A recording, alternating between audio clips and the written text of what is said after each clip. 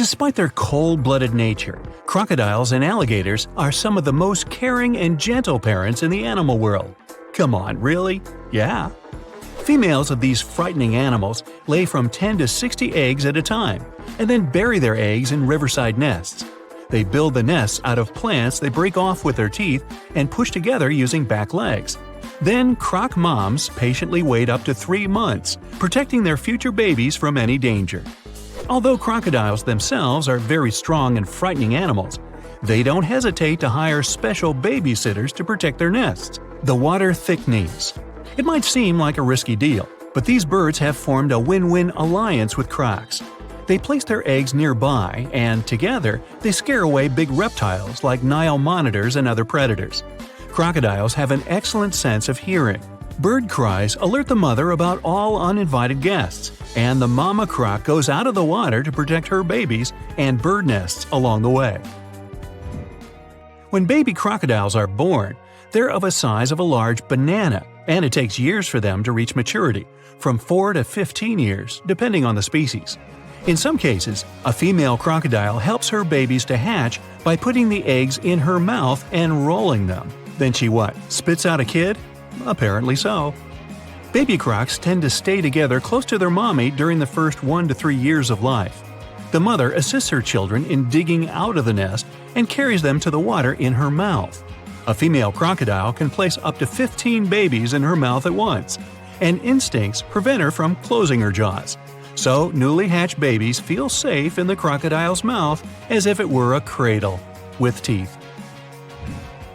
Although the croc teaches her babies to hunt and provides protection from predators, only about 1% of the hatchlings survive to adulthood due to predators and weather conditions. Sad news for any parent, but crocs are cold-blooded reptiles after all. The only reason they cry is physiological rather than emotional. When crocs spend enough time out of the water, their eyes get so dry that they cry to keep them lubricated.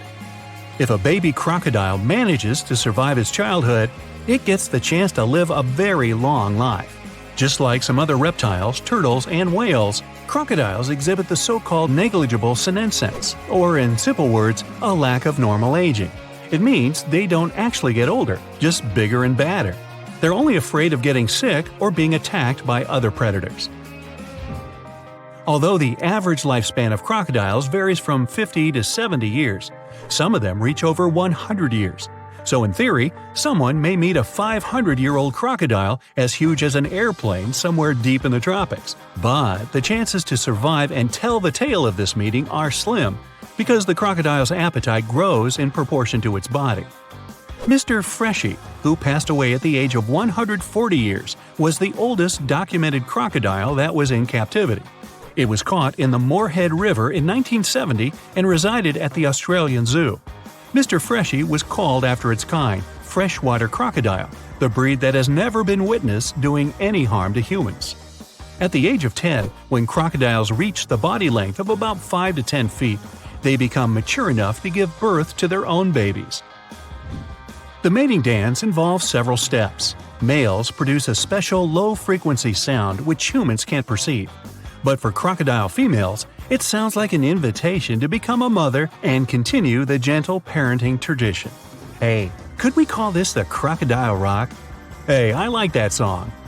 Of course, crocodiles are not the only animals that demonstrate surprisingly high family values and dedication. Polar bears, for example, are very attentive and take time to teach their cubs all necessary survival skills in the cold climate. While the babies are still in their mother's belly, polar bears construct a special space by digging into deep snowdrifts. This space serves as a home for the future cubs. They spend their first months of their life getting milk and heat from their mother. Polar bears usually give birth in a period between November and January and don't allow the cubs to get out until spring. The newborn's fur is very fine, and they're not yet ready to face severe colds. Once the cubs emerge from the den, the mother bear begins to teach them how to survive in the outside world. Babies mimic her every move, learning how to swim, hunt, build dens, and migrate. Mother will fight off predators and larger polar bears and hide her cubs from any threat. After 2 to 3 years together, babies learn everything they need to know and leave her. but they'll still be able to recognize their mother throughout their life, which lasts up to 30 years. Another example of caring motherhood can be found among our close relatives, primates. Gorillas, chimpanzees, and bonobos, a cousin of the chimp, embrace and kiss their newborns just like humans. While feeding their little ones, primate females release special hormones associated with motherhood feelings and gentleness. When it comes to breastfeeding, orangutans are the champions. This process may continue for up to 8 years. In the wild, orangutan mothers nurse their offspring for up to 7 years, which is longer than any other primate. During this period, mothers teach their infants to find food and build sleeping nests on their own. The bond between female orangutans and their mothers is stronger than that of males. Daughters may continue living with mothers until they reach the childbearing age that equals 15 or 16 years. Yeah, they just won't move out. Just like humans, apes may have mother issues that impact their social life. Maternal support helps young primates to gain dominance and mating success when they grow up. On the other hand, apes who didn't get enough nurturing in their childhood tend to have fewer children when they reach maturity. Meanwhile, males of African elephants don't fight for dominance because all important issues are resolved by females. And every calf in the herd is cared for by everyone equally. A young elephant mother gets the assistance of her sisters and older aunts while giving birth and raising her child. That's why elephants are considered some of the most protective moms on the planet. Herds of female elephants and children tend to travel together in a special circle. They put the youngest members of the group inside the circle to protect them from predators. Also, older elephants will adjust the pace of the herd so the calves don't get tired and lag behind. Females in the social group will communicate with babies using affectionate gestures and teach them how to find food. And everyone packs their own trunk. By the way, girl elephants are very attached to their mothers and will typically remain together until the mother passes away from old age. And the average lifespan of elephants is around 65 years or even more. Mothers bear the cubs for 2 years of that time, so no surprise they're so attached to each other. Giraffe females also have a long pregnancy period, 15 months.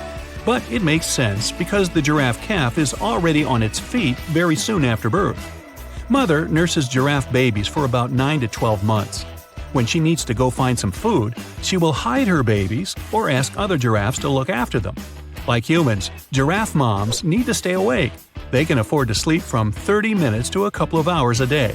And even that in extremely short periods, like 5 to 10 minutes at a time. The remaining time is dedicated to guarding and protecting her babies. Emperor penguin mothers are not afraid of difficulties either. After laying an egg, the female leaves it with a male who protects it from any threat. Meanwhile, the mother takes a long journey of up to 50 miles to reach the ocean shore and catch some fish.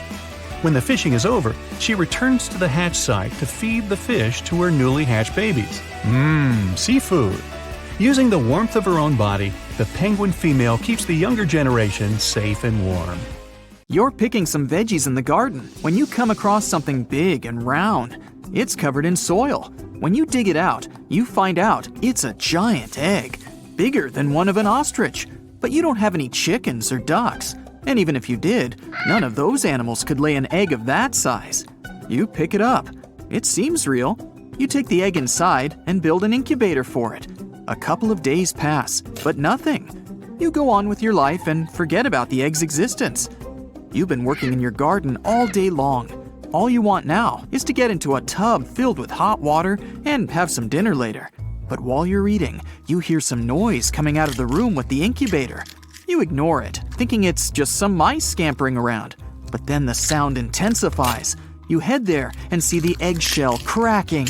In a couple of minutes, something begins to crawl out. You grab your phone and immediately start filming it. A tiny reptile pokes out of the now broken egg and starts examining its surroundings. You're shocked. You place your phone on a special platform to keep filming the creature. Meanwhile, you grab your laptop and begin researching what animal it could be. The creature doesn't have the snout of an alligator, nor does it look like a Komodo dragon. You go back to your dinner and feed the reptile some leftover meatloaf. It gulps the food down in a flash. The next day, you build a small terrarium to keep an eye on your new pet. Over the following weeks, you record every second of its life. You call the reptile Buster. The creature has already grown to the size of a dog. It runs fast and jumps pretty high too. You think it might be some new reptile species, but it doesn't crawl like an alligator or a lizard. Your pet has 2 tiny arms and large legs. Its jaws are massive for an animal its size. The reptile also has razor-sharp teeth. Your friend comes over for a movie. At one point, your reptile runs into the living room and starts biting the furniture. Your friend freaks out and starts yelling, "Dinosaur!" You calm him down and take the dino to the garage. You explain to your friend how you found the animal, and he tells you to contact someone to examine it. The next day, you take Buster to the vet and take a seat in the waiting room.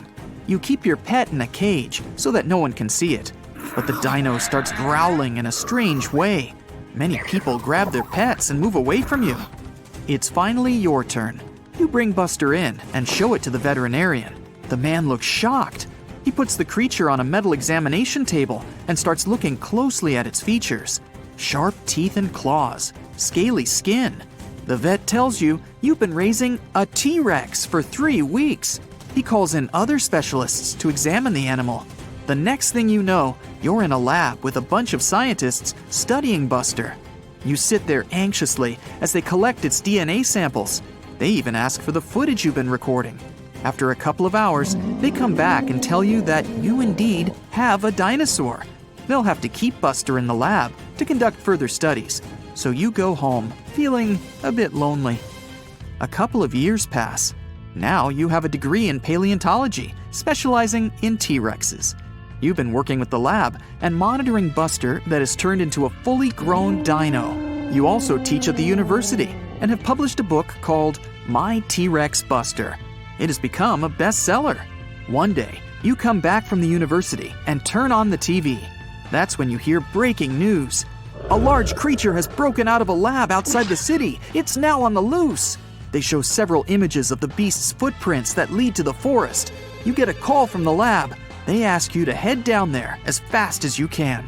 The researchers tell you what's happened and ask you to accompany them to the forest to find the dino. You put on a special protective suit and get into a jeep. After a couple of hours, you arrive at the spot where Buster was last seen. You get out and try to follow its footprints, but the rain has removed the marks the creature left almost completely. The scientists check the tracking device placed under the dino's skin, but it's not working. They bring some food Buster likes to try to lure it out. After a couple of hours, there's no news. It's already night when you hear some rumbling in the distance. Everyone jolts awake. People around you are on high alert. You hide and wait. A large shadow the size of a school bus appears from the dark. A fully grown T-Rex can reach 40 feet long and 12 feet high. The giant lizard approaches the meat and sniffs it. After a couple of moments, it runs off. Everyone gets out of their hiding places and tries to follow the animal. The meat has a special substance in it. It was supposed to put the dino to sleep. This way, it wouldn't be a problem to bring it back to the lab. But the dino was smart enough to feel something suspicious. Despite its size, the T-Rex is quite slow. It can move at a speed of only 12 miles per hour and can't even outrun a human. But Buster somehow manages to cross a raging river and disappears into the dark forest. No one has been prepared to make it through such an obstacle, so the whole team makes a detour through the mountains. It's a difficult climb, with everyone carrying the equipment needed to catch the T-Rex. From the height of the mountain, you can see almost all the forest. Far away, treetops are shaking. The giant reptile is heading to the north. Everyone tries to get to the other side of the mountain as fast as they can. But then, one of the crew members slips and falls. Good thing a safety rope holds her in place. You pull the woman back to the path. You continue walking until you reach a cave. Everyone puts on their helmets with flashlights and goes inside. The deeper you go into the cave, the smaller it gets, so you have to crawl to get through. The rocks are sharp, and there's water everywhere. It's easy to get lost in here. The cave starts trembling. Everyone rushes to get through the narrowest part. You finally make it out of the cave. That's when you find out that the cave was trembling because of the T-Rex. It was stomping around the mountain.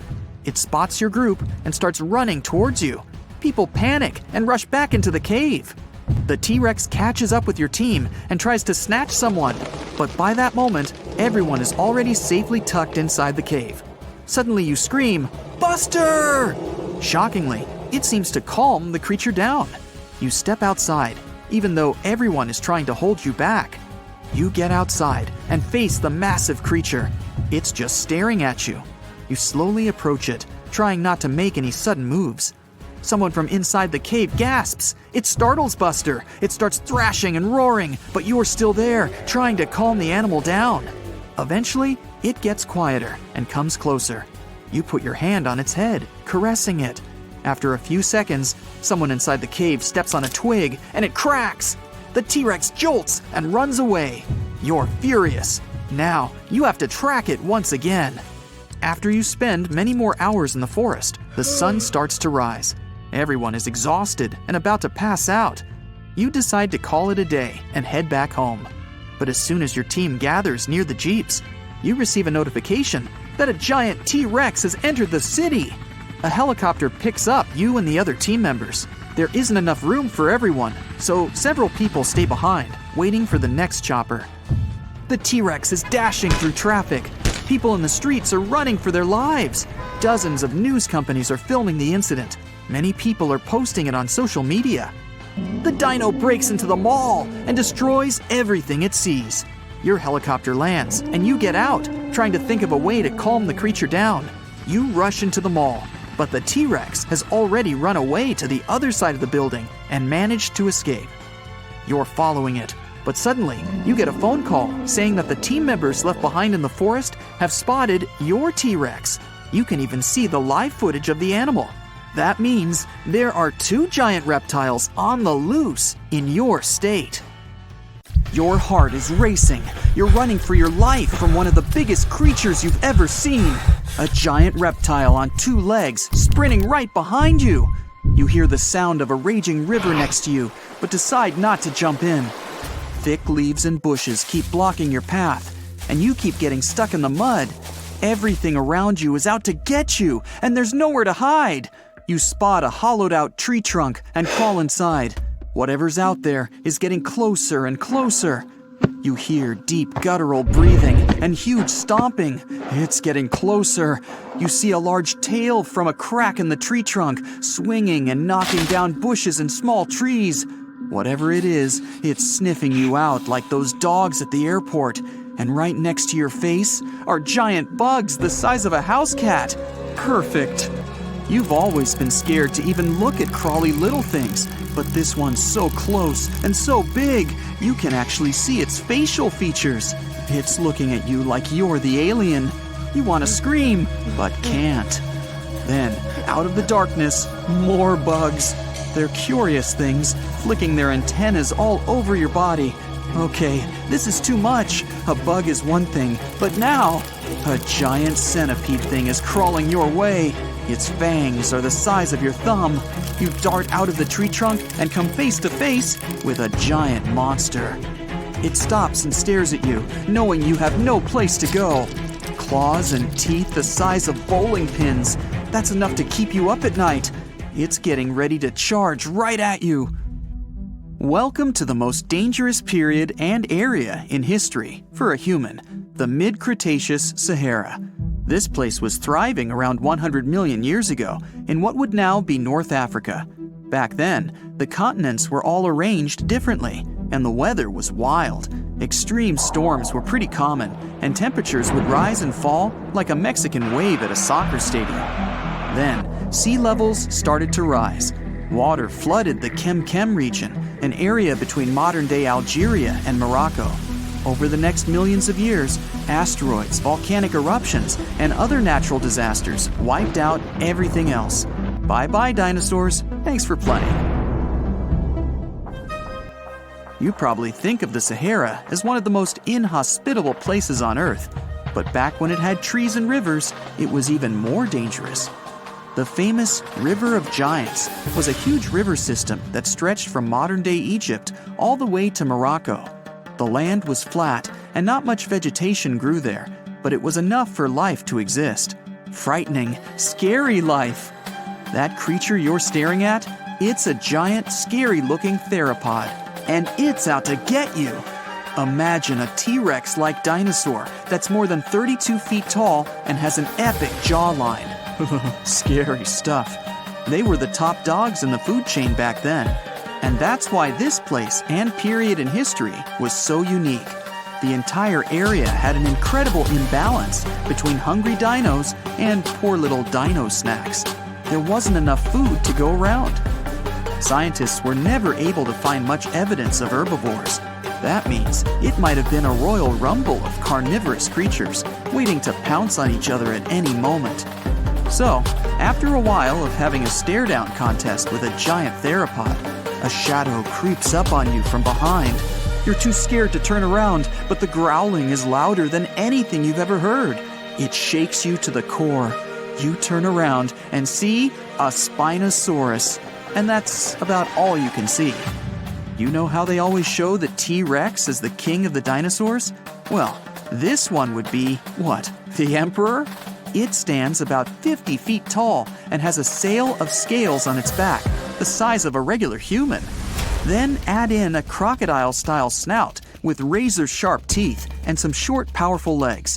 Its diet mainly consists of river fish, but it's looking at you like you're a delicious fish taco. The two alphas are now in a standoff, with you stuck in the middle. But before you close your eyes and get ready to be eaten, they begin fighting each other, knocking down trees. You tiptoe your way out of there and run. The further you go, the better, right? Wrong. Not here, because everywhere you go, there's going to be something dangerous. During this period, there was danger in the sky, in the water, and on land. There were small mammals scurrying around here and there, but they mostly stayed in the shadows to avoid danger. After 5 minutes of running as fast as humanly possible, you make it out of the forest and onto an open plain. Bad move.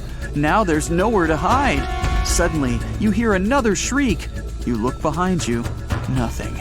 It's just short grass everywhere. Then you tilt your head up to the sky and see what looks like a giant bird. Only these are technically flying crocodiles. There were plenty of huge pterosaurs that ruled the skies. Alanqua saharica was a flying reptile that may have eaten fish in the river. Those fish must have been tasty. It had a huge wingspan and long, slender jaws. Oh, and it was the size of a small bus. This one found you and is racing down to catch you. You run for your life, again. And this time, there's no place to hide. Suddenly, you feel talons grasping onto you and you're lifted off the ground. You soar up. If you weren't scared out of your mind, you might have noticed how beautiful the giant river channels below you are. The Alanqua maneuvers like a fighter jet, headed for the mountains, dodging all obstacles. You see a large nest with some mini beasts in it. They're hungry and as large as you. Not a great combination. You try to break free, but it's impossible. The creature drops you in the middle of the nest and flies off. You try to cover yourself, but the little ones keep pecking away. It's only a matter of time before it's too late. You look down below you and see the river. You can't tell how deep it is, but it's got a really strong current. You're out of options. You dive into the raging river and get dragged along with the current. Safe for now-ish. Imagine it's 2021.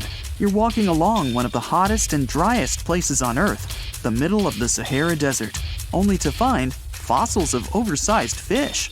They ranged from bite size to bus size. Even freshwater sharks lived there. These weren't your average little fishies. Judging by their teeth, those guys meant business. You might even find a giant sea turtle swimming around. Okay, back to your wacky adventure.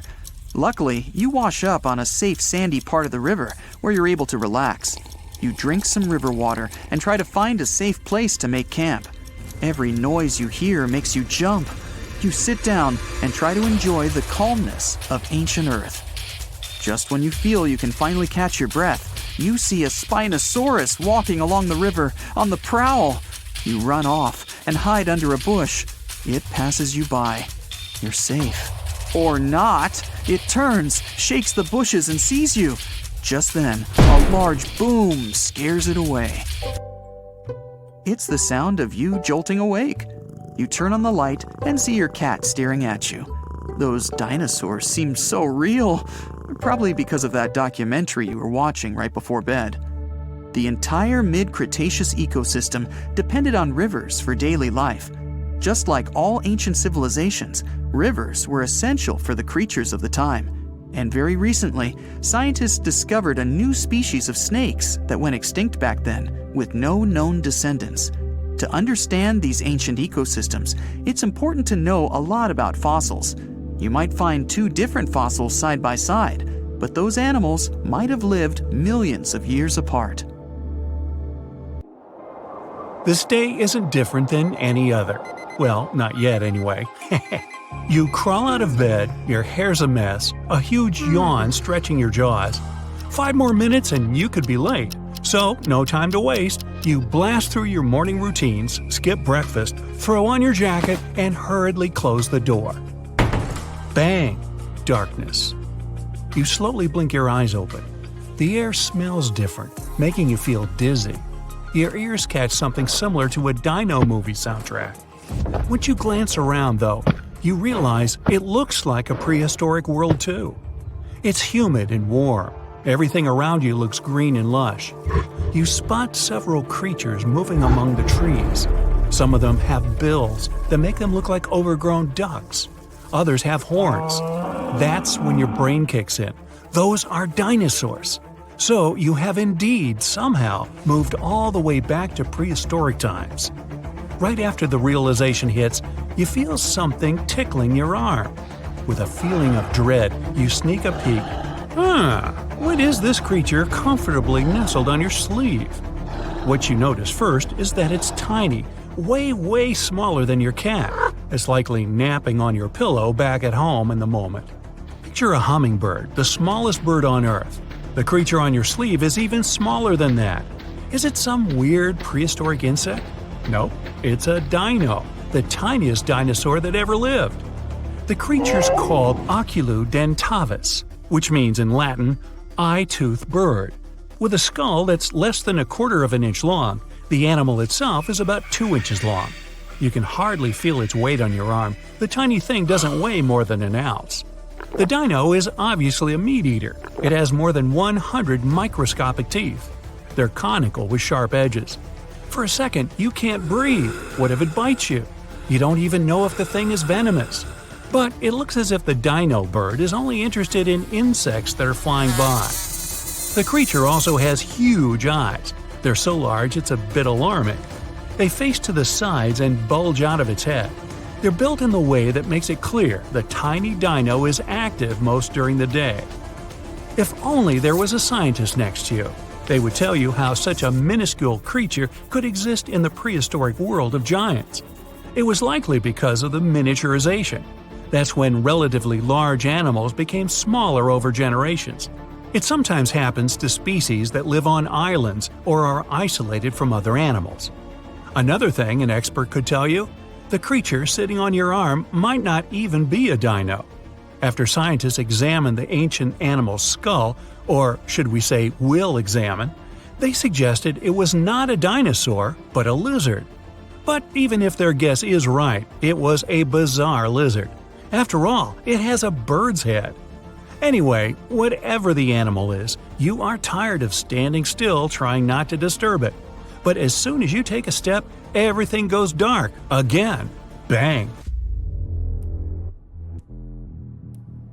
You cautiously open your eyes. Another day, another jungle. You look around to check your surroundings, and that's when you notice that several massive bushes on the left have started to move. You know you should probably run away as fast as you can, but your curiosity wins.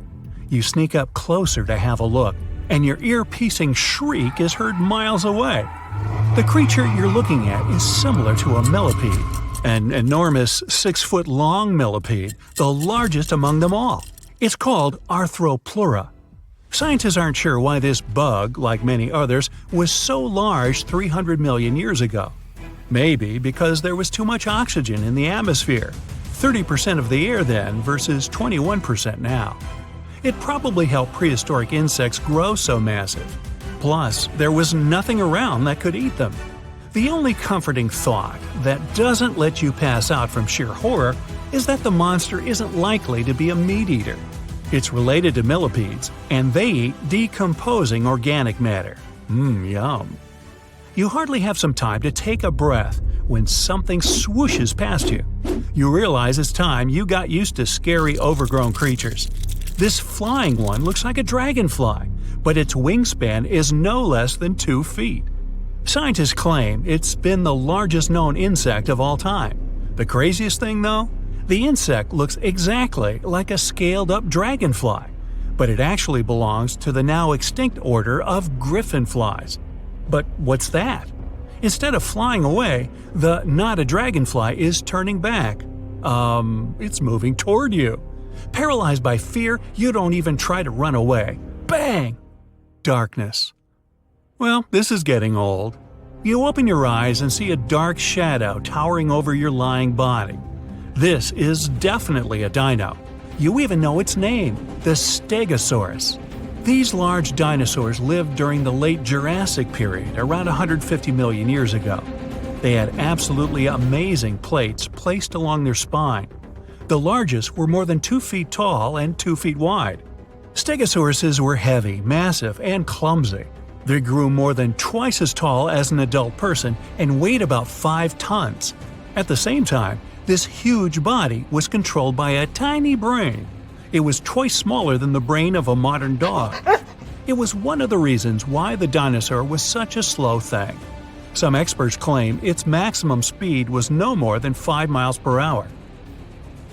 Now, before you have time to get afraid, you realize the creature isn't interested in you whatsoever. But what an impressive plant-eating machine it is! With the help of its toothless beak, it's nipping low-growing plants like pines, firs, and cycads. But soon, you understand you shouldn't let your guard down. A dark shadow covers the sky. You know this guy too. That's a pterodactyl. It was the first discovered species of pterosaurs, large flying reptiles. The pterodactyl walked on 4 legs and, unlike some other members of its family, it had teeth. By the way, even though pterodactyls were flying creatures, they weren't ancestors of modern-day birds. Those descended from tiny meat-eating dinosaurs that walked on 2 legs and were covered in feathers. Anyway, the creature circling in the air over your head doesn't look as frightening as in the movies.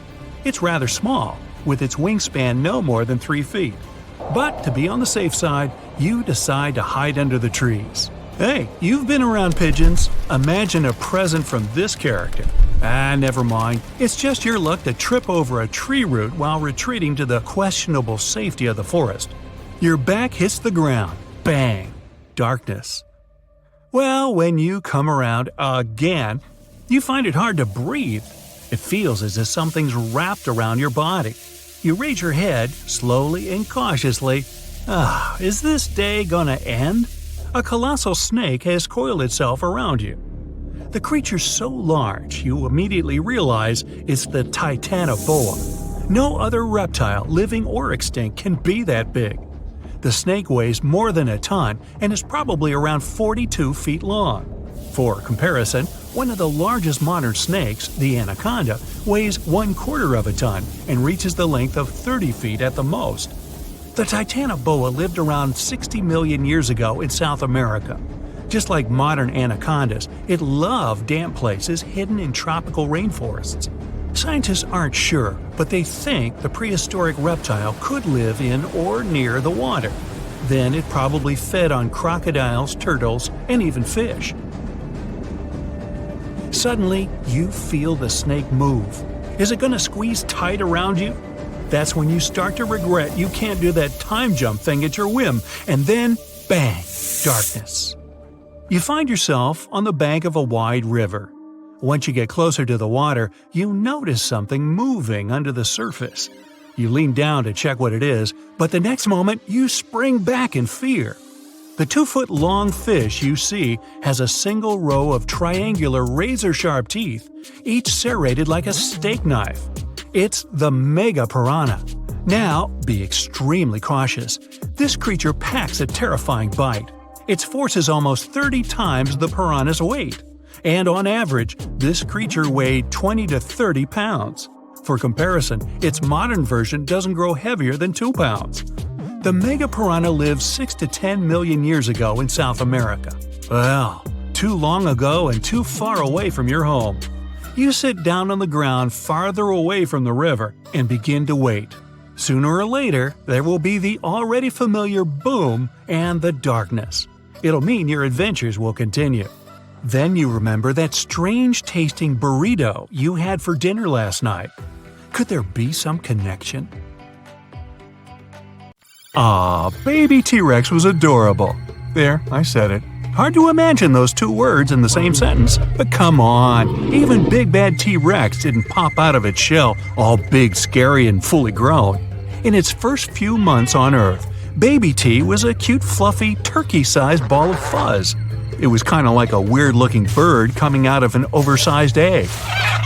Not enough food, dangerous surroundings, asteroids, Poor baby T's were so helpless and weak, only about half of them made it to their first birthday party. Scientists think their fuzz was there to keep them warm when they were still small and vulnerable. Plus, it helped them camouflage and stay safe. Baby T's didn't have big, sharp teeth yet, so they mostly munched on smaller reptiles and insects. Baby T's grew up pretty fast. They put on up to 6 pounds a day. Hey, I've done that. No, not really, just felt like it. The weirdest fact about them? When they were little, their arms looked totally normal compared to their bodies. But by the time they were full grown, their parents were super famous. Plastered all over t-shirts, that would be a T-Rex t-shirt, movies, and the greatest Halloween costume ever, in my humble opinion. But the T-Rex we know and love didn't really exist. First of all, speed. They weren't really that fast. In the movies, you could never get away from them, even if the path was clear and you were in a pretty decent car. Early predictions were that T-Rexes could run somewhere between 10 and 30 miles an hour, which is whoa. But recent research shows they could only reach around 12 miles per hour. Anything more than that would have shattered their massive bones. So relax. After a couple months of training, even the most dedicated couch potato could get away from the sharp teeth of this guy. And what about our good friend Stegosaurus? It lived around 150 million years ago, so it didn't even get the chance to meet those cute baby T's. They appeared much later. We all recognize this dinosaur. It's the one with those ridiculous upright plates on its back. They were sometimes up to 3 feet tall. You could hide behind one. Scientists still don't really know why they had them, but they think Stegosaurus could have regulated blood flow through them, like a massive bony thermostat. They also believe these dinos could use the same system to control their skin color, depending on whether they wanted to look good or look scary. Sounds impressive, right? Well, at least something about them does, because this poor thing had a brain that weighed just a tiny bit more than a tennis ball and was around the size of a walnut. That's a dog's brain in a hippo's body. Troodon was one of the most brainy dinosaurs. A great all-around fella, excellent hunter, stereoscopic vision, 6 feet long, and a brain that just won't quit. What a catch! Troodon's remains were one of the first dinosaur discoveries in North America. One of the weirdest members of the dinos was definitely, well, let's just call her Sue. If you met her, you'd feel like you're looking at a big turkey rat thing with a super furry body. It might be the long-lost grandma of the modern ground sloth. Its buddy, Pegamastax, definitely wasn't far behind when it comes to racking up the weirdo points. It looked like something between a porcupine and parrot.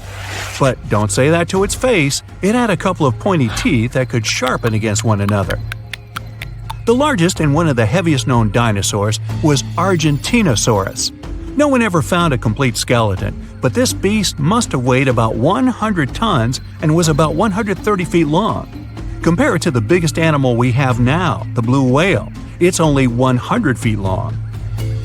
When someone says dinosaur, you probably imagine some big-as-a-building beast that could use a tree as a toothpick. Some of them were gigantic, true, like those long-neck, long-tail dinos. Those things were as long as an airplane. But many of them were small and lightweight, some of them the size of pigeons. The smallest dinosaur skeleton ever found was a tiny mouse lizard. Some dinosaurs had tails that were more than 45 feet long. That way, it was easier for them to keep their balance when running. But they didn't drag their tail along the ground. Dinosaurs kept pretty active and were quite fast, so they kept their tails in the air most of the time. Even though that naughty asteroid wiped most of them out, a lot of dino DNA stuck around and morphed into animals we know today, like birds. The first time anyone even thought of linking the two together was after they discovered a primitive bird in Germany, sehr gut. Later, researchers classified two groups of dinosaurs, depending on what kind of hips they had. The first group looked pretty familiar. They had lizard-like hips. The second group had bird-like hips. And a third group looked like Shakira, which is where her tune My Hips Don't Lie comes from. Actually, no.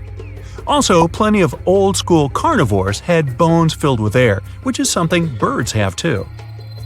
Birds may be the dinosaurs' living descendants, but some animals actually witnessed the age of dinosaurs. If only they could talk.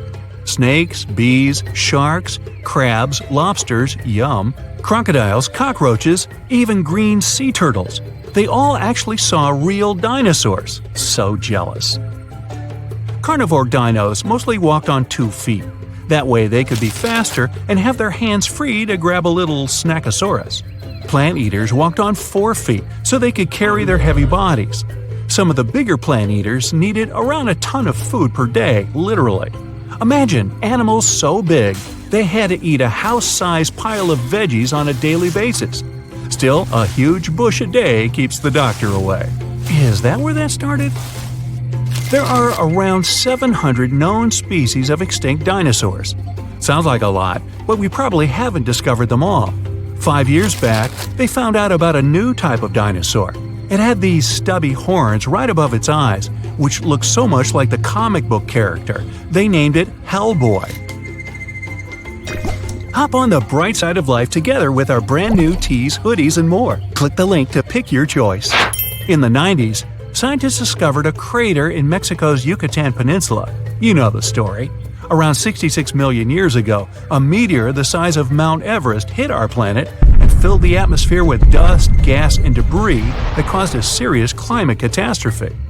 It triggered a heat wave and a blast wave that went up into the atmosphere, partially blocking out the sun. Game over. Thanks for playing, dinosaurs.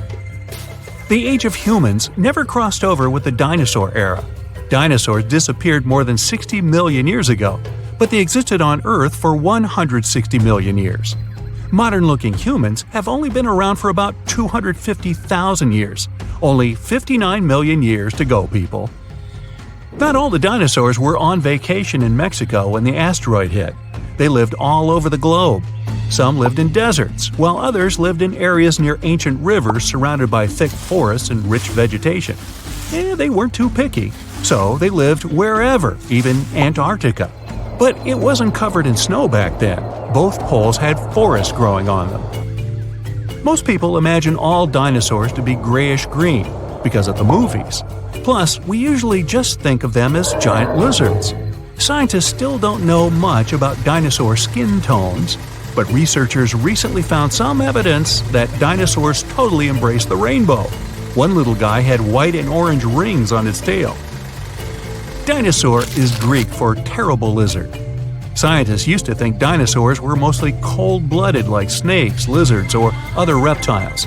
Turns out they were wrong, maybe. Some evidence pointed to them being warm-blooded like mammals. Somewhere in 2014, scientists discovered that most dinosaurs were mesotherms, a little of this, a little of that. And it turned out many of them had feathers, just like little baby teeth. It helped them regulate their body temperature. Another thing we got from the movies and totally thought was real, what dinosaurs sound like. Producers usually mix together a bunch of animal noises to get that authentic dino roar. T-Rex is usually a mix of alligator, tiger, and the squealing of a baby elephant. And that dreaded T-Rex breath?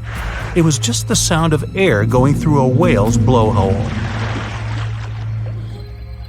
The largest land animal ever known was Argentinosaurus. One bone of this giant was as large as a grown-up human. The complete skeleton hasn't been discovered yet. Still, the scientists claim this dinosaur could be around 121 to 131 feet. If 7 Argentinosauruses stood in a row, they could replace the London Bridge. Pterosaurs were usually large.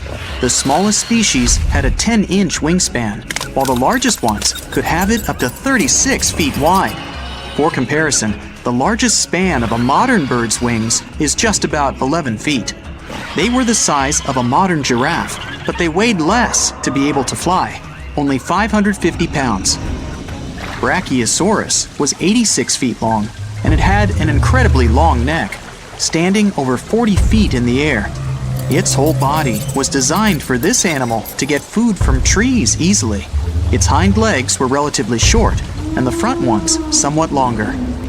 Diplodocus had curious teeth shaped like a comb. The dino was 85 feet long and weighed slightly more than 3 elephants. Its neck was so long that scientists aren't sure how the animal could even hold it. Paralotitan was about 82 to 100 feet long. Its bones were so large that Paralotitan could even rival Argentinosaurus in size. If they invaded London, 4 of these creatures standing on each other's shoulders would be enough to fix Big Ben's hands if they were a little too fast. Austroposeidon, what a beautiful name, huh? Is the largest among all the titanosaur species. A fully grown animal was about 80 feet long, which is around 1.5 of a Hollywood sign. Spinosaurus lived where the Sahara Desert is now. There used to be rivers full of fish and lots of swamps, so it lived both in and out of the water. It was almost 50 feet long and had a large plate on its back that looked more like a sail and spines on its sides. Tylosaurus was one of the biggest creatures that ever lived on our planet. It grew to 45 feet long, ate fish and even larger creatures, like sharks, except for the Meg, which was about the same length. Tylos had a really weird extra set of teeth on the roof of its mouth for a better grip and grind. Despite its large size, T-Rex was really fast and had a large brain. This terrifying 40-foot-long dino was related to a chicken. It came from a bird family and might have had feathers, so it's technically a very angry bird with very sharp teeth. Their tiny arms with 2 fingers were the size of human arms. Suchomimus looked like a retro version of a crocodile. By the way, its name actually means crocodile mimic. They were about 34 to 36 feet long, almost twice as long as today's longest saltwater croc, named Lolong. It measured slightly above 20 feet. Parasaurolophus had incredible jaws that would grind and not chew plants. It had a weird head ornament. The scientists still aren't sure about its purpose, but one of the most popular theories claims it was much needed for regulating temperature. These giants were 12 feet tall and over 30 feet long. Allosaurus had 8-inch long claws, 70 massive razor-sharp teeth, and a flexible skull. Thanks to its bone structure and jaws that could bend outwards, these dinos could grab and hold even the largest chunks of meat. They were only 9 feet tall, slightly taller than the world's tallest man, but very long, having 32-foot bodies. Stegosaurus was famous for the plates that adorned its spine. They were used as thermocontrol, soaking up sunlight during the day and distributing it all over its body at night. They had a pretty small brain compared to their body mass. These dinos were about 30 feet long and 13 feet tall. A triceratops weighed 8 tons despite a plant-based diet. They were quite slow walking because of that multi-ton weight. To chew those leaves better and faster, it was geared with about 800 teeth. This many teeth would never fit in a human's mouth. It's as if one human had teeth of 25 adult individuals. Compared to his dino mates, Majungasaurus was relatively short, around 6 feet, yet quite long, about 25 feet. Its enormous tail would make up over 50% of its body length. If these guys lived in London, there'd be no way they could take a double-decker. being just the same length as this famous London bus. Plateosaurus, which literally means a flat lizard, was about 23 feet long. It weighed like 4 cows and had large claws for thumbs that it could use to collect food. Scientists aren't sure if it walked on 2 or 4 feet. Gallimimus was about 20 feet long thanks to its large tail. It was also pretty tall, about 9 feet. A human being could stand without bending under that tail if it was raining. It wasn't that broad, but enough to keep one human dry. Dilophosaurus was quite into eating fish. Its teeth weren't powerful enough, and the front ones even had a gap between them, so real hunting was sort of a challenge for it. These dinos were about 19 feet long, just about the size of a giraffe stretched on a grassy lawn, and 6 feet tall. Pachycephalosaurus, let's call it simply Paco, may not have been the largest of its kind, but it had spectacular 3D eyes. If you invited it to the movies, it would probably need no glasses on. It would be hard to find a comfortable seat for your new buddy, though. It was about 16 feet long and 5 feet tall. Dracorex means the king of dragons, probably because of the numerous knobs on its head that looked like a crown. It had tiny front arms, so even if it had a crown on, it wouldn't have been able to take it off. They were about 15 feet long, had awesome sharp teeth, and incredibly hard skulls that were a perfect soft cushion for their tiny brains. Troodon was shorter than an adult human, only 4 feet tall, but it was wider, measuring about 6 feet. Scientists believe it was the smartest dino of all. Compared to modern land animals, a Troodon was as smart as an ostrich, and these guys are brainy. It also had a lot of teeth, letting them eat different types of food. There was one dino as large as a human being. An average human is about 5 foot 6 inches tall and 1 foot 6 inches wide. This guy was slightly larger than a human lying on a couch, 1 foot 6 inches tall and 6 foot 5 inches wide, thanks to its lovely tail. It's a velociraptor, a bird-like dinosaur. Even though these birds had wings and feathers, they were unable to fly. Another dino that could blend in human groups, if they coexisted, was Borogovia. It was neither tall nor wide, both measurements under 5 feet. It could be a nice prehistoric pet. Microraptor wasn't that good at flying, despite having long feathers and long upper arm bones. It could probably glide from tree to tree, looking for some food, or even launch itself into the air and fly short distances. It weighed under 1 pound and was about 2.5 feet long. Giravenator was only 2.5 feet long, shorter than a Maine Coon.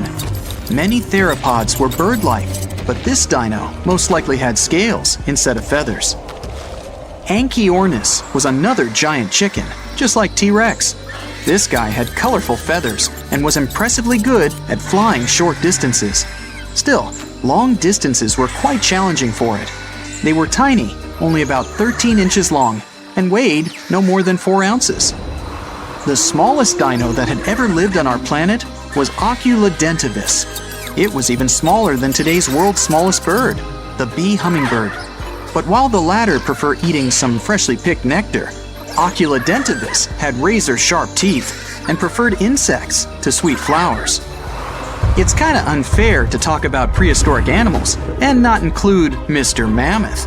They weren't that large, just about the size of a modern African elephant. The main difference between mammoths and elephants is the ear size. Because of cold climate, mammoths had small ears and kept them close to their heads. Their tusks were 15 feet long, about the length of a Dragorex. Today, I'm going to tell you about creatures that had unique features which allowed them to grow to incredible sizes. They were some of the most impressive animals to have ever existed on our planet. The Argentinosaurus is a genus of sauropod dinosaurs that lived approximately 97 million years ago in what is now South America. Scientists think it was one of the largest land animals ever, with a length of up to 100 feet and a weight of up to 100 tons. A farmer stumbled upon a giant leg bone while tending his cattle. That's how he discovered the first fossils of the Argentinosaurus in Argentina in 1987. Further excavations uncovered more bones, revealing a massive dinosaur that would have dwarfed most other animals of its time. The Spinosaurus, meaning spine lizard, is a genus of theropod dinosaur that lived around 97 million years ago in what is now North Africa. It is believed to be one of the largest carnivorous dinosaurs to ever exist, with a length of up to 60 feet and a weight of up to 23 tons. The Spinosaurus is known for its distinctive elongated sail-like structure on its back. It was likely used for thermoregulation. It also had long crocodile-like jaws that were lined with sharp teeth. This allowed the creature to catch and eat large prey, such as fish, crocodiles, and other dinosaurs. The first fossils of the Spinosaurus were discovered in Egypt in 1912. The sperm whale, Physeter macrocephalus, is a species of toothed whale that is the largest toothed predator on Earth. It also has the largest brain of any animal species. It is found in oceans all over the world and can dive to depths of up to 7,000 feet in search of food. You can easily recognize sperm whales by their massive, block-shaped heads, which can measure up to 1/3 of their total body length. They have dark brown or grayish-blue skin and a distinctive wrinkled appearance. The Titanoboa is an extinct genus of a giant snake that lived approximately 58 million years ago. It is considered to be the largest known snake ever. It could grow up to 42 feet and weighed around 2,500 pounds. The first fossils of the Titanoboa were discovered in a coal mine in Colombia in 2004. This discovery meant a lot because it provided insights into the size and behavior of snakes during the Paleocene era, as well as the overall climate and ecosystem of the time. The blue whale, Balænoptera musculus, is the largest animal on Earth, measuring up to 100 feet in length and weighing as much as 200 tons. These marine mammals are found in oceans all over the world and can live up to 90 years. Blue whales have a long, streamlined body that is usually blue-gray in color with mottled patterns. They have a small dorsal fin and 2 pectoral fins that are about 1/3 the length of their body. Blue whales feed on tiny shrimp-like creatures called krill, and they eat a lot. A single adult blue whale can eat up to 8,000 pounds of krill in a day. The Leadsichthus is an extinct genus of large, bony fish that lived during the Jurassic period, approximately 155 million years ago. It is believed to be one of the largest fish that have ever lived. Some estimates suggest that it could grow up to 55 feet in length. The first fossils of Leadsichthus were discovered in England in the 19th century, and more recent discoveries have been made in other parts of Europe, South America, and Africa. Despite its enormous size, the Leadsichthus was a filter feeder, similar to modern-day whale sharks, and likely fed on plankton and other small organisms. The creature did it by simply swimming with its enormous mouth open, filtering water through its gills.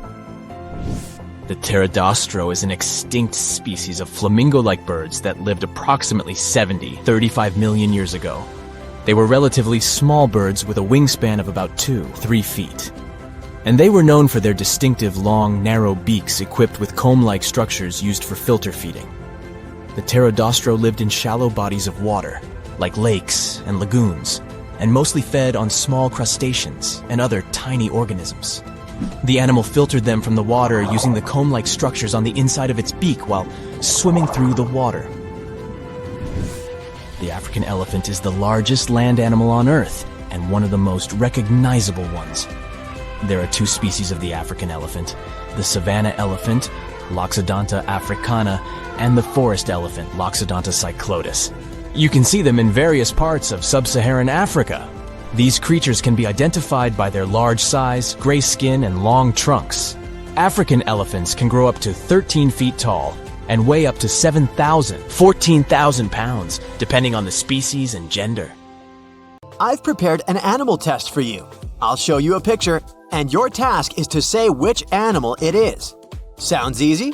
Let's see. Don't forget to keep score, and in the end, we'll show you how well you did. We'll start with something easy, and then it'll get harder. The first one, this animal. Who is it? What do you think?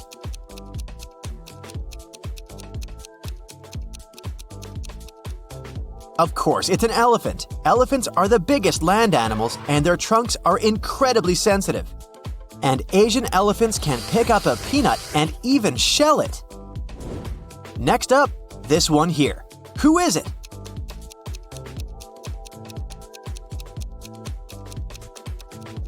This one is for sure a turtle. Did you know that it's not DNA that determines the gender of newborn turtles? It's the temperature in the nest. If the temperature is cool, the hatchlings will be male. If the temperature is warm, the hatchlings will be female. Who do you think this cutie is?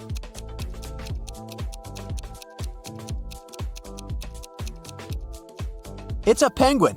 Humans give flowers to their loved ones to show affection and appreciation. But penguins give rocks to each other. Also, penguins can control the blood flow in their feet. That's why they don't freeze. I know you know this one, so shoot your shot.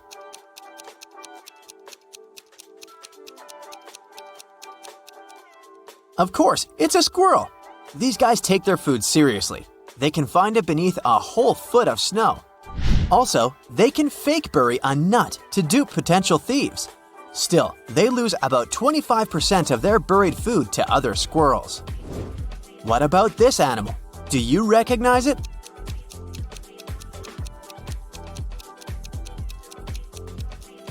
Yes, it's a fox. Did you know they can make around 40 different sounds? Another well-known animal. Who is it?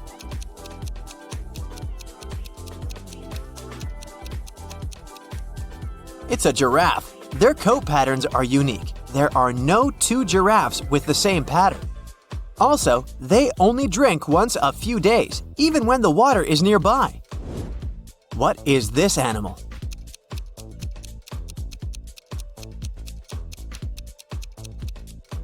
That's a camel. They can live for weeks without a single drop of water, even more than giraffes. Just for comparison, a human can only last 3 days without water. But when camels do drink, they can drink around 40 gallons in a go. You must know this one well. Who is it?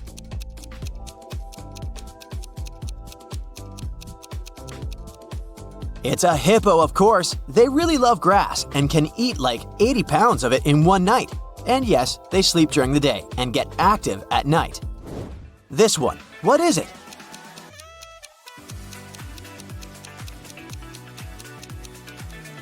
That's a rhino for sure.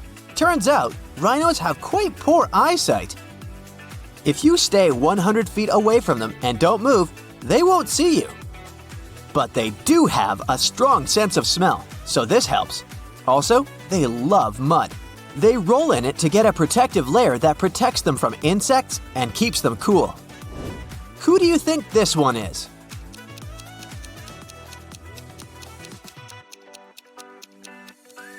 It's a skunk. Did you know that they are immune to snake venoms and can even eat dangerous snakes? What about this cute animal? Do you recognize it?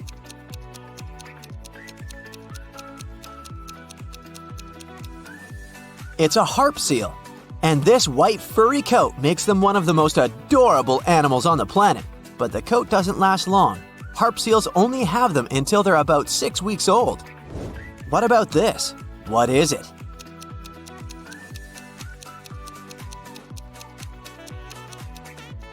It's a scorpion. These guys are actually older than the dinosaurs. Also, they can live a year without food, and they glow in the dark. What about this big guy? Do you know who he is?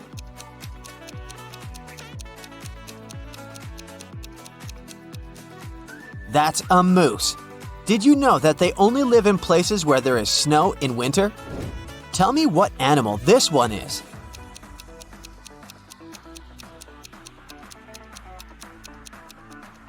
It's a wolf. Turns out they're born completely blind and deaf. Of course, later it changes. A grown wolf can hear what's going on 6 miles away. Also, they have around 200 million smell cells. What about this animal? Do you know what it is?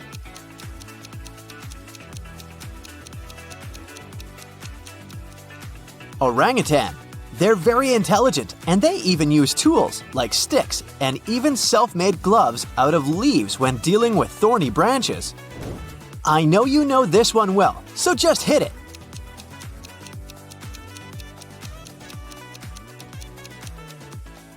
This is a meerkat. They live in deserts and they don't need water to live. They get all the needed moisture from the insects and other foods they eat.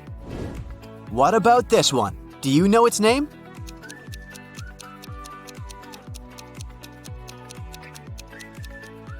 Tasmanian devil. Their bite is so hard that they can crush bones. They also like to scream loudly, and they do that to scare off other animals. And a fun fact, they store their fat in the tails. Next up, this one. Who is it?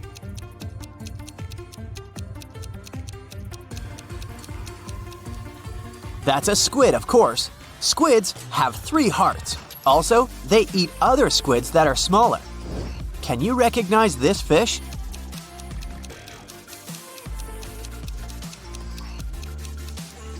It's an electric eel.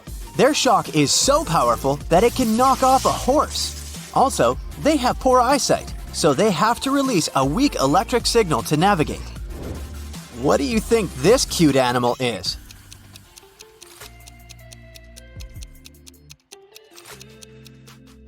It's a red panda. Their diet is 97% bamboo. The other 3% include eggs, flowers, and small mammals. What do you think this is?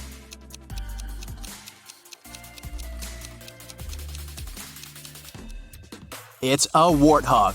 These guys are vegetarians, and even though they're strong, they prefer to run over fighting. Also, they enjoy being groomed, so they allow monkeys to do that. Okay, here's the next one for you. Does it look familiar?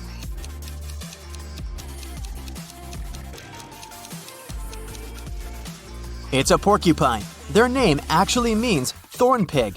They're actually shy creatures and good swimmers. As for their quills, it's actually a myth that they can shoot them at predators. However, they're easily detached, so if you ever touch them, the quills are likely to stick to your hand. Who is this?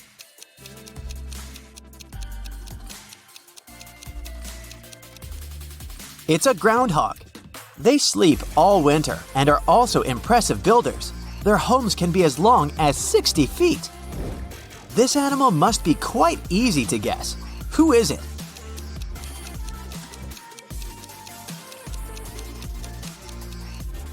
Of course, it's a platypus.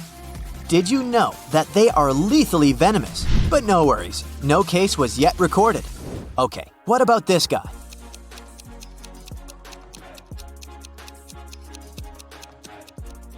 This is an aardvark.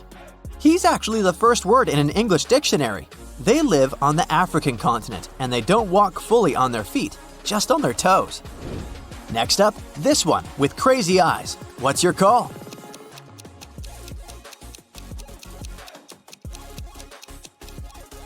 This one is called Eye and it's native to Madagascar, but it doesn't have a good reputation there. Some native people believe that eyes bring bad luck. What about this cute guy right here?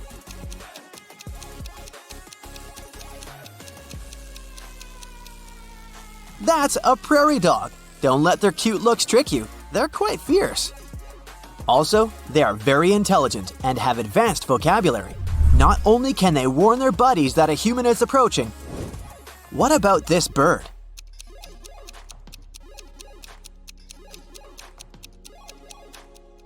This is an okapi. They belong to the giraffe family and they only live in one country now, the Democratic Republic of Congo. Humans only discovered them a bit over 100 years ago, in 1901. No, it's not a Pokemon, it's an actual animal that exists in real life.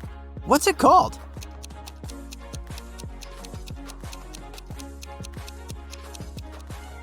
That's a nudibranch. It's a sea slug living in shallow waters all over the oceans.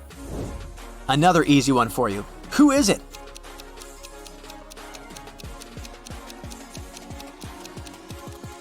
Yes, it's a mink. Just like cats, they purr when they're happy. Do you know who this is?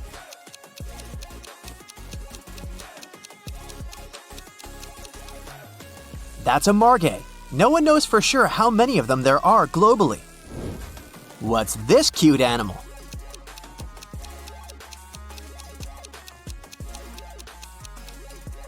It's a pika.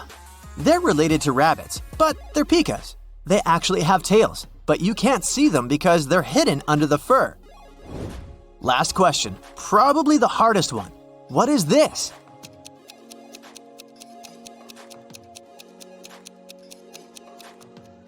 It's called a tardigrade. It's a microscopic animal that's been on Earth for 600 million years and have survived through the Earth's all Big Five extinction events and will likely survive any apocalypse. So, how many did you get right? Let me know in the comments. So, we all know that Mother Nature is wise. If she blesses some creature with a particular body part, it should make perfect sense, right? Well, yeah, but still, some wildlife shots make you wonder if evolution has gone the wrong way. Snakes' natural design allows them to swallow a whole mouse. But in some cases, this cool ability can turn against them. Yes, snakes can actually swallow themselves. Scientists believe that they mostly do this because of stress, captivity, temperature regulation, hunger, or illness. The snake is pretty helpless in this situation, you can tell. If it doesn't get help in time, digestive juices may begin to corrode the swallowed tail. So if you ever catch your pet snake doing this, try to stop it, or take it to the vet. Okay, but what about the fangs, I hear you ask? Does a venomous snake have immunity to its own venom? Well, if the snake digests it, it will be okay. It's because protein is a primary component in venom. And besides, the venom is excreted by the gland in the snake's mouth. So no matter whom the snake bites, chances are that it's going to drink a bit. So the only way a snake can actually suffer from its own venom is by biting itself straight into the blood vessel. In this case, it'll experience the same reaction as any other animal. Now, think you're having a bad hair day? Hey, check this guy out. Chris was an Australian merino ram who became a celebrity in 2015 after being discovered in the wild. Farmers shorn him and gained nearly 90 pounds of wool. When the animal was found, he carried over 5 years' worth of fleece on his body. But Chris belonged to the domestic sheep breed that needs to be shorn regularly. Otherwise, the animal is at great risk of injury and infection. So the lives of these cuties depend directly on going to the hairdresser. Shall we talk about horns? Cattle, goats, and many other species proudly wear this fancy headdress not only for fashion, but also as a weapon for brutal battles. If you ask this bighorn sheep ram directly how old he is, you'll probably hear something like, "Bah." But if you want to get a more precise answer, you can count the number of rings on his horns. The biggest and the darkest ring usually marks the 4th birthday, when the ram matures enough for mating. Although animal horns may look very tough, in fact, most of them are made of keratin. It's the same protein that builds human hair and nails. Horns never stop growing as the animal ages, just like our own hair. And eventually, they can curl into really extravagant shapes, making these weapons turn against their owners. This is what a Wiltshire sheep horn looks like when it's young. But as the years go by, the horns typically curl in front of its face. And while most grow out harmlessly, the inward-growing horns can end up dangerously close to the sheep's head. Like this ram who's having bad luck, to say the least. Its horn has slowly grown into its own skull, and eventually, well, it didn't end well for the sheep. Of course, this would hardly have happened on a farm, because people would have made a preventive horn cut. But unfortunately, in the wild, animals cannot use hairdresser services. That's why they use rocks and branches to rub and grind away at their horns to keep them safe, just like humans trim their nails. Faulty genetics is not the only reason for the horn distortion.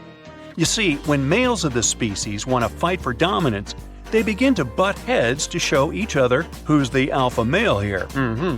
These battles can break horn plates, making them grow at weird and dangerous angles. The fancier the original shape of the horns is, the more problems their fracture may cause. This poor African kudu is a bright example. Fortunately, in some cases, unlimited body part growth can be good for the animal. Just take a look at these adorable smiles. If you happen to break off your own molar tooth, your dentist would probably say it's irreversible and offer a replacement. But if an alpaca breaks its front teeth, all it has to do is wait a bit. Although these animals don't have upper teeth, their lower teeth constantly grow throughout their lifetime, and they might look pretty creepy when they get too long. That's why some farmers prefer trimming them from time to time, just like pet owners cut the nails of their cats or dogs. Now, llamas look so similar to alpacas that many people confuse these two species. But the significant difference between them is that llamas' front teeth are encased in enamel. That's why, unlike alpacas, they don't possess the superpower of limited growth. Too bad. Unlike the keratin horns, deer antlers are made entirely of bone. Typically, only male deers, called stags, grow antlers. Very rarely, females can grow them too due to a serious hormone imbalance. This is a deer equivalent of a beard on a human female that sometimes can appear due to various diseases. Adult deers grow and shed their antlers annually, which coincides with the breeding season. At first, their antlers are covered in velvet, a protective skin with blood vessels. But once the antler is fully developed, the deer gets rid of the velvet, just like snakes shed their skin. Although this process doesn't harm the deer, it may look pretty spooky. Once the brand new antlers are ready, stags begin to fight with other males over the ladies' attention. Usually stags barely eat or sleep during this competition. And if you ever question whether the antlers of two deers can get locked together, the answer is yes. Every stag is risking ending up stuck with his own rival instead of having a romantic night out with a female deer. Bummer. Moreover, all the traumas that the deer gets during the mating season can influence further antler growth if specific nerves get damaged. Just like horns, antlers can develop at distorted angles because of genetic failures. Some mutations can even make them grow monstrously large. This unlucky deer can barely move his head without losing balance. Also, if a deer breaks one of its legs, its body can speed up the healing by sacrificing the bone and blood material from one of the antlers, and thus this antler will get thinner and weaker. And speaking of facial extensions, we cannot skip the tusks. Please meet Babirusa from Indonesia. This ancient boar first emerged over 35,000 years ago. It's easy to confuse these big tusks with horns, but they are actually upper canines. They tend to pierce through the skin of the boar's face as it matures. Scientists believe that these intimidating tusks have evolved as a tool to protect eyes and throat while fighting with other males during mating season. But this design doesn't seem very thoughtful. If a male boar doesn't grind his tusks regularly, they can end up curling back into his own skull, which can blind him or even worse. Now, what if I told you that hoofs can grow out of control just like horns and antlers? It took evolution millions of years to turn the middle toe of the animal's foot bone into the hoof. And just like toenails, they tend to grow and curl into creepy shapes if they aren't cut regularly. When donkeys or horses don't have a chance to wear down their hooves naturally by walking on hard surfaces, they tend to overgrow. This makes the animals walk on the balls of their feet and overstretch the tendons, which may result in pain and bone loss. And eventually, they can lose the ability to walk at all. So if you ever come across a horse with curly hooves, consider calling the experts to give it an emergency manicure. Perhaps one of the most obvious questions regarding the undersea world is, can a fish drown in the water? Yup, it can. Although gills are an amazing gift of nature, there are still many factors that may deprive a fish of healthy breathing. When the oxygen level in the water is too low, fish begin to suffocate. But it happens very rarely in the wild. Oxygen deficit usually appears in aquariums that are not washed and replenished often enough. Also, parasites, diseases, and an overall imbalance in water components can cause the fish to drown. And on that note, I need to hoof it on out of here. See you next time. There are some species in our world that have the ability to reproduce without any involvement of a male. Yes, and it's even a pretty common occurrence for quite a few lower plants and insects. Moss, water fleas, some bees, and even some scorpions can reproduce just by themselves, creating their own tiny clones. The list doesn't end here. In recent years, scientists have been discovering even more species with the same superpower of so-called parthenogenesis. Some birds, lizards, sharks, rays, and even snakes. So, Here's how it works. Usually, a female and a male each provide their genetic material to produce offspring. In the case of parthenogenesis, female cells replicate, separate, and reorganize, filling in the genes that are normally supposed to be filled by a male. That's how the clones are created and later born. Most of the clones are female as well. That's because a female organism has 2 X chromosomes, while a male one has an X and a Y. No male, no Y chromosome, and the offspring is female. But there are exceptions. Rarely there can be babies that don't have the second X chromosome, and those will be fertile males, who will later only have female offspring. Mesmerizing. So far, this reproductive process has only been observed in 80 species, half of which are fish and lizards. But every day brings new discoveries. In June 2023, the staff at the Costa Rica Zoo were stunned. The first ever female crocodile made herself pregnant. Well, at least the first we know of. And before we start looking for possible ways a male crocodile could have sneaked in, I'm telling you, there was no male. The crocodile was brought to the zoo when little and has been isolated from any male species for 16 years after that. Despite it all, she laid 14 eggs, 7 of which somehow turned out to be fertile.